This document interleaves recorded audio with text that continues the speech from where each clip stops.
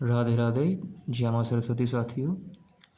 आज हम अध्ययन करेंगे STET, CTET, UP TET, all other state TET, KVS, NVS, ERMS संबंधी प्रतियोगी परीक्षाओं में आने वाले जो लर्निंग डिसेबिलिटीज़ यानी अधिगम संबंधी विकार की जो शब्दावलियों से संबंधित शब्द होते हैं उनके बारे में पढ़ेंगे। तो इनमें जो सबसे पहला है वो है डिसलेक्सिया। डिसलेक्सिया डिसलेक्सिया का अर्थ होता है पठन विकार यानी पढ़ने संबंधी विकार। कोई विद्यार्थी पढ़ने में असक्षम है तो उसे डिसलेक्सिया है यानी वह डिसलेक्सिया से ग्रस्त है। अगला है डिस्ग्राफिया। डिस्ग्राफिया का अर्थ है, डिस्ग्राफिया में जो टैग वर्ड है वो है ग्राफ। ग्राफ का अर्थ होता है ग्राफ बनाना, जैसे कि एक्स अक्ष एक्स डैश वाई डैश, यानी कि एक तरह से लिखकर बनाना। तो लिखकर बनाना यानी लिखना, लिखना यानी लेखन संबंधी विकार। तो डिस्ग्राफिया लेखन विकार है। नंबर 3 पर है डिस्कैलकुलिया। डिस्कैलकुलिया में जो टैग वर्ड है वो है कैलकू। कैलकू यानी कैलकुलेटर यानी कैलकुलेशन। तो जो जोड़ गुणा भाग हिसाब किताब संबंधी प्रक्रिया से हैं वह गणितीय विकार है।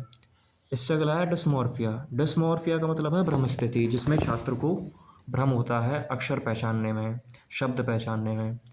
नंबर 5 है डिफेजिया। डिफेजिया यानी बोलना संबंधी विकार या भाषा संबंधी विकार।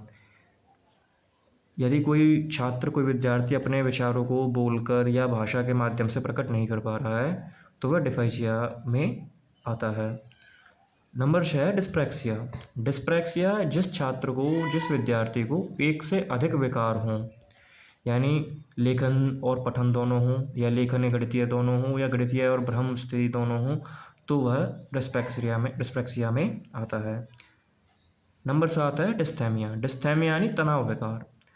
तनाव विकार, कोई छात्र तनाव से ग्रस्त है, किसी बात से, अपने सहपाठी से लड़ाई झगड़ा होने पे, अपने घर से माता पिता से डांट खाने से वह कक्षा में सीखने में असक्षम है तो वह तनाव से ग्रस्त है यानी उसे तनाव विकार है यानी वह डिस्थैमिया में है। नंबर 8 है अफेजिया। अफेजिया यानी संप्रेषण विकार। संप्रेषण को इंग्लिश में बोलते हैं कम्युनिकेशन यानी कि संचार।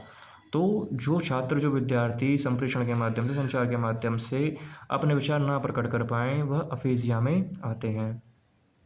इससे अगला है डिस्फेजिया। डिस्फेजिया यानी शारीरिक विकार। शारीरिक विकार, जो छात्र शारीरिक रूप से दुर्बल हों, असक्षम हों किसी भी क्रियाकलाप में, वह डिस्फेजिया में आते हैं। नंबर 10 है बुलीमिया।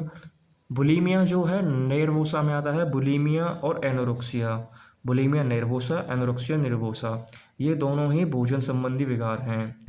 इससे अगला है डिमेंशिया, 12वां, नंबर 12 पर डिमेंशिया। डिमेंशिया का अर्थ है तर्क या स्मरण विकार। तर्क संबंधी विकार, जो छात्र विद्यार्थी तर्क नहीं कर पाते हैं वह डिमेंशिया के अंतर्गत आते हैं। नंबर 13 पर है अमनेशिया। अमनेशिया यानी स्मृति विकार, यह भी डिमेंशिया जैसा है। नंबर 15 पर है आईक्यू। आईक्यू यानी इंटेलिजेंस कोशेंट, जिसका सूत्र होता है MA/CA गुणा 100, यानी मेंटल एज बटे क्रोनोलॉजिकल एज गुणा 100, यानी मानसिक आयु बटे वास्तविक आयु गुणा 100। यानी किसी व्यक्ति की आयु 75 वर्ष है तथा मानसिक आयु 75 वर्ष है तथा वास्तविक आयु 125 वर्ष है, और इसे हल करने पर 25 से 75, 25 पंजे 125, 5 से 100 20 बार काटा जाएगा तो 20 × 60, तो वह 60 में आएगा। यानी कि 60 का मतलब है उसकी जो बुद्धि उपलब्धि वह मंद है। इसी के साथ मिलते हैं अपनी अगली वीडियो में। यदि जानकारी अच्छी लगी हो तो कृपया हमारा चैनल सब्सक्राइब करें, लाइक कमेंट शेयर करें। आपका बहुत बहुत धन्यवाद। जय हिंद, जय भारत, वंदे मातरम।